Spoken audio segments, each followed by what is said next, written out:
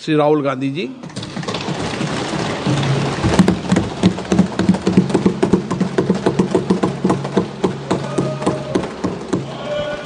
Thank you, Speaker Sir, for allowing me to speak on the President's address.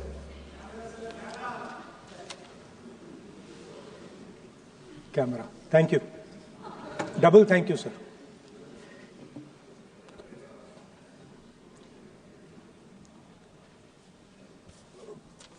I heard the President's address.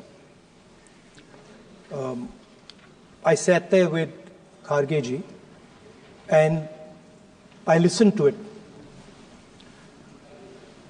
And I must say, I struggled through the President's address to maintain my attention on what was being said, because I had heard pretty much the same President's address the last time and the time before that and the time before that. And it was the same laundry list of things that the government has done. We have done this, we have done this, we have done this, 50 or 100 things that the government has done. And so while I was sitting there, I was thinking, okay, I am being critical about what is being said. And I am saying that this is not the type of President's address that should be delivered. Well, the question came to my mind, what type of address would an India Gathbandhan government deliver? How would that address be different than the address we heard? Because it's no point me saying that it is a laundry list and then not providing an alternative idea. And so today I would like to lay out some dimensions of what an alternative address would look like, what the India Gathbandhan would probably focus on, and where we would lay emphasis. The future of this country is going to be decided by the young men and women of this country, the youth of this country. So I think anything we say has to be addressed to them, has to be spoken to them. The first thing in front of us, and this is something I'm sure the Prime Minister would accept and pretty much everybody in this room will accept, is that even though we have grown fast, we are growing slightly slower now, but we are still growing. A universal problem that we have faced is that we have not been able to tackle the problem of unemployment. No, neither the UPA government nor today's NDA government has given a clear-cut answer to the youth of India about employment. I don't think anybody in this room will disagree with me. I'll give a little statistic for the Prime Minister. The Prime Minister, something I would agree with directionally. The Prime Minister proposed the Make in India program. I think a good idea. We saw the statues, we saw the functions, we saw the so-called investment, and the result is right in front of me.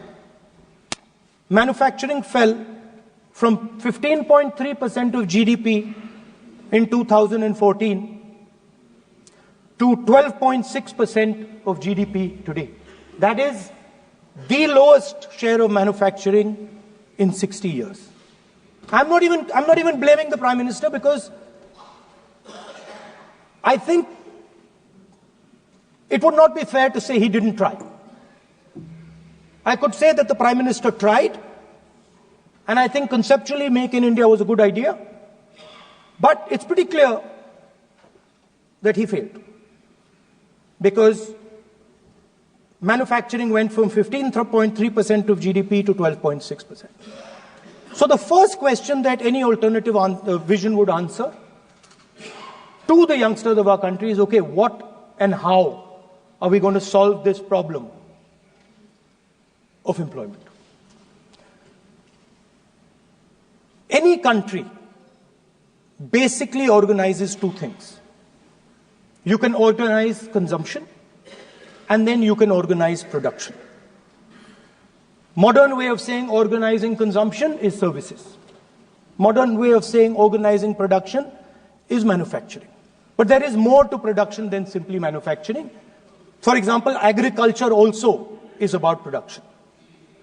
Now, pretty much every government since 1990 has done a decent job on consumption, on organizing consumption. Which are the companies that organize consumption? Uber organizes consumption. Reliance organizes consumption. Adani organizes consumption. But we have, as a country, failed in organizing production.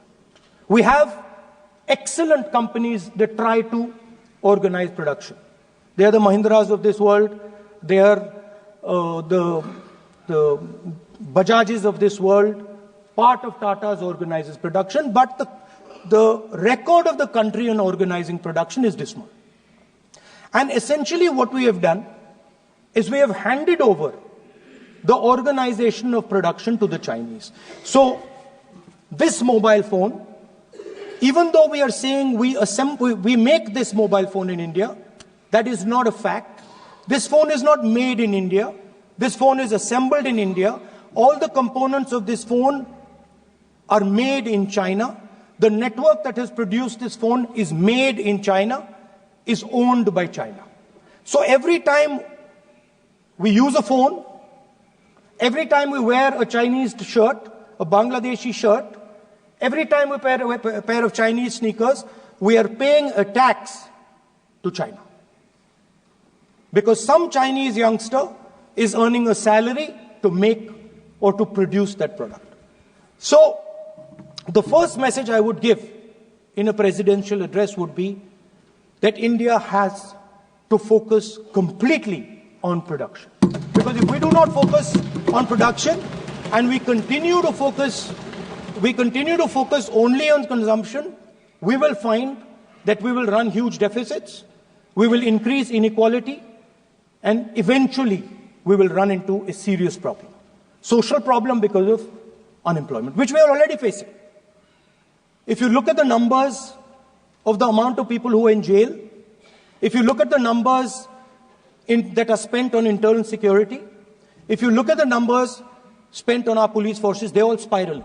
They're all rising. And everybody understands that social tension is on the rise in India. So now the next question comes, okay, so where is this employment going to come from? What is India going to produce?